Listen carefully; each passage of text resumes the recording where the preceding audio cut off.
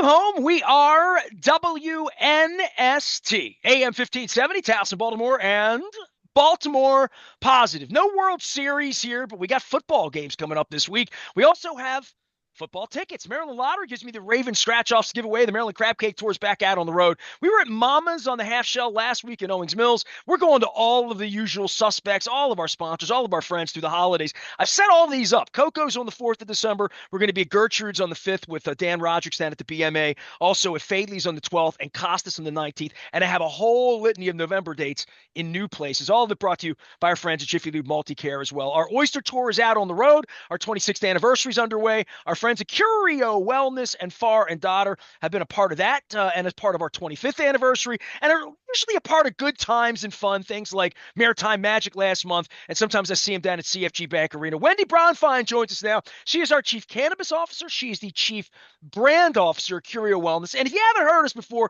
we're going to have some fun in this one because I'm going to sort of like go sort of top to bottom on this because we haven't been together for a little while. First things first. How was Duran Duran? I was too old. It was too cold. And there was a baseball and a football game that I was very involved in falling asleep on Monday night. It was great. It was really good. Well, I didn't go until probably to the too old part. I went at like 8:30-ish. I got there like just after they started because I knew that there was like a DJ before and I was like, I don't need to hang out. So got there for the good stuff. No, it was really so it's like one of those weird moments that I kind of am faced with age because Simon shared that his birthday was the day before and he turned 66. And like, I never really thought about how old he was. It would make sense. But I'm like, oh my God, 66. And then, there were all you could just tell from the fans, particularly the women, they're an all male band and they're like, just like Well, freaking I out. was going to go down there to be a part of all of that, and every friend I know was there. So, like, I woke up at 6 in the morning, and everybody had video stuff, and I'm like, they were really good. I saw They them in were. Merriweather a couple of years ago, and I'm not anti Simon LeBon. I mean, I like Duran. I've seen Duran Duran every decade since the '80s. I've seen them. I've seen them at Pier Six. I love the band, and tickets were inexpensive at the moment where you want to buy and say, do I want to go or not? My wife was out of town, and I'm like, the Steelers are on, the World Series is on. I'm just gonna I mean, I'm talking 7 o'clock. I was shaved up and like thinking about going, and I got old. I just got old, and I need a little more pep in my step. And I guess this is where you come in, as Chief Brand Officer of Curio Wellness. I have a whole list of questions. You and I get together all the time, and I haven't asked you any of this sort of top to bottom stuff about your business and how things have changed with adult use and how I'm in your store every couple of weeks buying something or another, and I just see this wide multitude of people and wide multitude of products. And I don't know that people in general, if they see the logo or see you out, think flower, or are they more thinking true medicinal qualities? And more than that, things like the balms and the sleep aids and the things that I talk about. What's popular at Curio these days, Wendy? Well, I would say well, we were medical, right? We had like 100 at its height. We had about 160 some thousand people who were patients. Then we became a medical and adult use program last July. I think that whether the people are medical or adult use, the core reasons for use have remained the same. So it's sleep, pain, and something in the mental health space, whether it's like social anxieties, general anxieties, depression, mood issues. So like the reasons when people come to us and ask for a solution of sorts, it really is a lot of the same. Where the medicinal can differ is there can be extremes of any of those versions, or in the worst case, like a life-threatening or debilitating disease that they've been diagnosed with. But on the adult use front, I think you see a lot of the same like life improving reasons that people come. Flower is always the most known category because it's how people know cannabis. So I think even now, a year plus into it, you still see people who are surprised to learn, oh, like I don't have to smoke this flower because something hurts. I could rub this cream on my body. or I could do it in a chew or gummy form. I could swallow a tablet. All of those things I think remain a little bit unexpected for people, but that's an exciting moment for us because there are so many other forms and discrete forms that you can use it. And we really see probably most people still continue to live in the space of a flower and chews.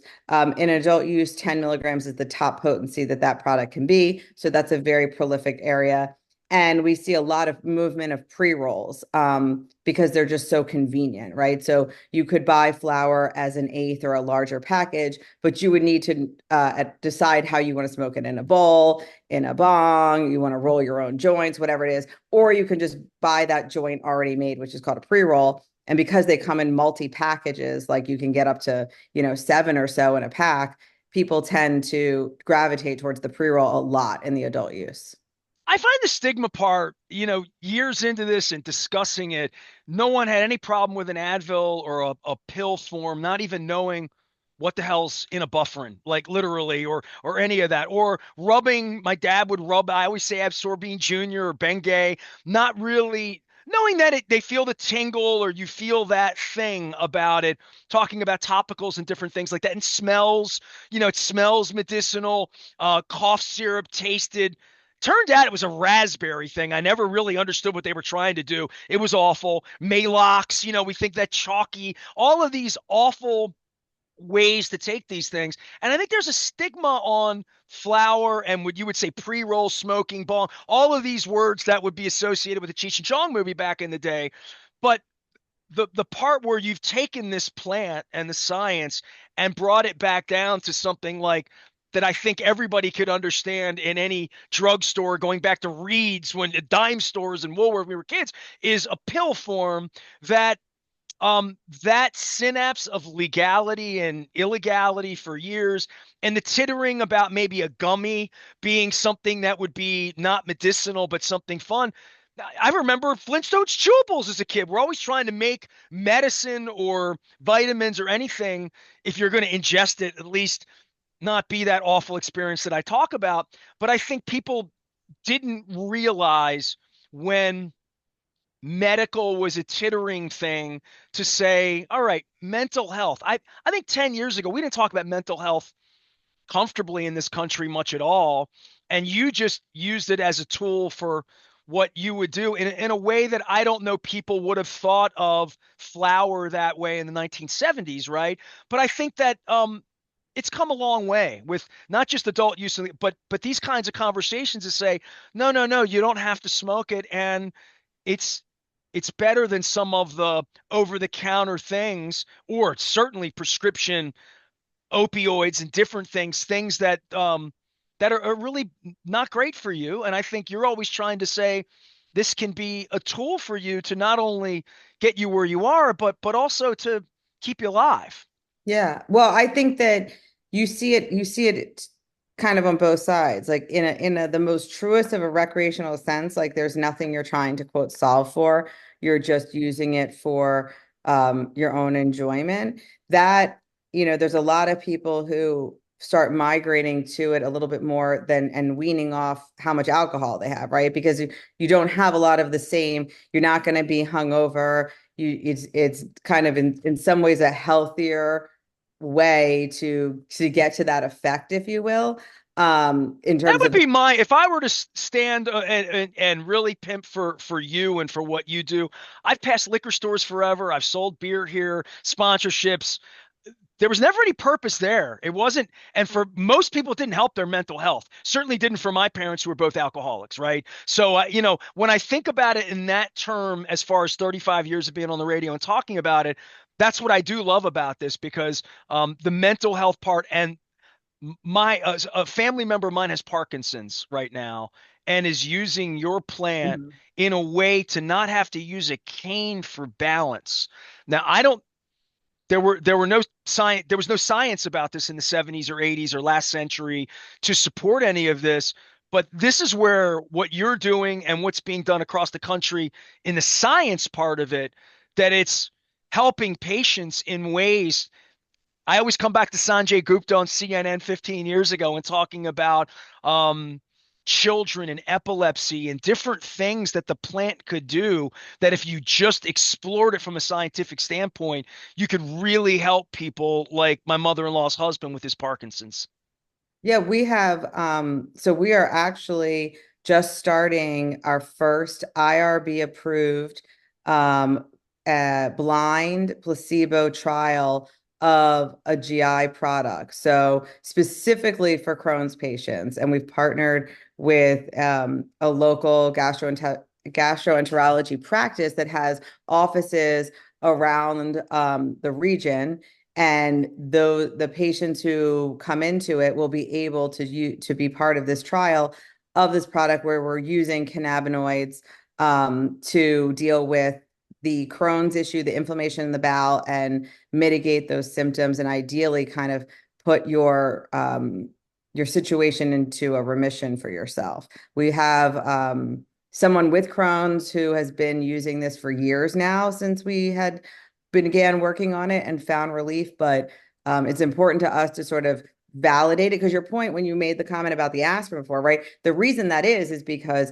there's an ability to traditionally research it. It's presented to the medical professionals. They validate it and accept it and thus promote it to patients. That's where we lack, because we're hindered on our ability to do research in a traditional way because of Schedule 1. In Maryland's law for moving into adult use, there were elements put into place that now allow us not only to expand what we can do in research, but we can partner with larger institutions, and we can move into a placebo-based study, which really gives a lot more credibility to the data, because some people have the medicine, some people don't. We are separated from it in terms of it's all randomized and blind. And so we sort of start the process, and when it all finishes, we get the data and we see how it is. And then we can publish our findings. But you can't, this is all very controlled and very hard to pull off in some ways, because we are Schedule 1, and it really relies on the states-based program to be open and willing to support this kind of research. You operate here. You also operate in Missouri, Missouri. correct? Mississippi or Missouri? Missouri, we have grow and process. In Mississippi, we have a dispensary franchisee. So a lot of folks don't know that, and they've seen names that may have come from the West Coast to our state, and branding and different things, celebrity branding that we've talked about, that goes beyond Happy Eddie, who's local, versus Snoop or Wiz Khalifa, anybody that would be doing things on a national basis, Belushi, different people like that. The science part of this and you're in the GI space, and I've talked to your father about this. We did a show with Gina Shock last year, just talking about, and look, to say miracle drug, it's election week. We don't need any rhetoric this week, right? Like, but there are parts of it that are unexplored, have always been unexplored. And I think just the surface of this over the last decade of where it's gone to say, from sativa to hybrid to indica, for what people would understand about it, and cannabinoids and terpene profiles and the science part of it. The GI thing is your lane. What else is going on in the science? And is it collaborative? Is it proprietary that's competitive, that somebody else says, no, no, no, cannabis isn't an idea. It's the next thing, mental health, or the places that I hear mushrooms, and I don't know a whole lot about that area, but just what the plant could do above and beyond just GI. Well, I think to the greater extent, it's sort of unknown how far it can go because of the restrictions on your ability to research it in a traditional way. But I think anecdotally, from years of having medical programs across the country, we do know conditions and disease states that seem to respond well. You mentioned Parkinson's, we see MS, obviously things that relate to people who are dealing with cancer treatment, whether it's managing nausea or pain, or loss of appetite. And I think that and then a lot of people generally speak to their own mental health experience. I mean, I can tell We you that, talked uplifted last week, right? I yeah, said uplifted, happy, energetic. These are quieting easy your to find. mind. Yeah, these are focus. These are easy to find things in your chest that we used to go 30 years ago to look to much more damaging sort of drugs. And I'm guilty. I've taken those things that aren't good for my kidneys, for including alcohol, which, certainly isn't good for anyone's liver. So I think about all of those kinds of drugs or heightened experiences that I wanted at a ball game, at a concert. We've all had beer, we've all had a drink. We all know that taking the edge off or whatever that would be, that's a recreational, if it was thought to be recreational. I think maybe it's beyond that once we start talking mental health and making people happier, I guess for lack of a better expression, but it does change um your mind in some way. It does it can alter your day in a really positive way. Yeah, well, I would tell you for the last 7 years, whether we were medical only or adult use was present, we're approaching the time of year that becomes extremely busy. And it's not necessarily because you're thinking, oh, I got holiday parties and New Year's Eve and all this stuff. It's actually all the mental stress. It's families coming into town. I got to go to my in-laws, like doing this thing, like all of that social anxiety and stress that comes over people at the holidays. Like for 7 years, we have heard people come in at this time of year and like the shopping increases to manage all of that mental load. Well, Wendy Bronfein is here. Our friends at Curio Wellness. I love these chats. Far and Daughter is our local dispensary. It's a great, great place to stop by, see things. They have all sorts of things in the wellness space. It's right just south of Timonium Road on York Road. You can always visit Far and Daughter, as well as Curio Wellness.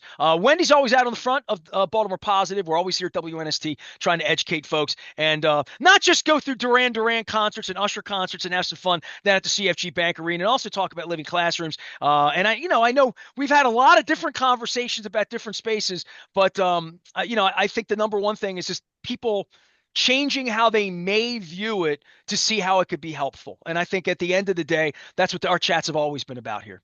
Absolutely. Thank you. All Yeah. right. I know your time is short today. She's busy on the go. She's Chief Brand Officer for all things Curio Wellness and Far and Daughter. You can find her out at the front of Baltimore Positive and all of our chats as we get the Maryland Crab Cake Tour back out. And we're on day 9 of our oyster tour. We had a lot of fun with our oysters. Our friends at Liberty Pure Solutions, 1-800 Clean Water, came together with our friends at Curio Wellness to partner on our 26th anniversary and our oyster tour, keeping the bay clean and keeping education alive. We had some great oysters at Mama's on the Half Shell out in Owings Mills last week. Finn McCusker was here. Howard Scher was here. We've had some great political conversations this week as well in regard to the election.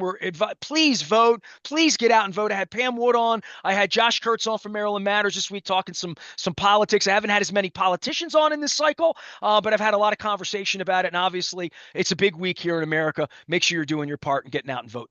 I'm Nestor. We are WNST, AM 1570, Towson, Baltimore. Back to crab cakes and football and the Ravens' woes and trading deadlines right after this. We're Baltimore Positive.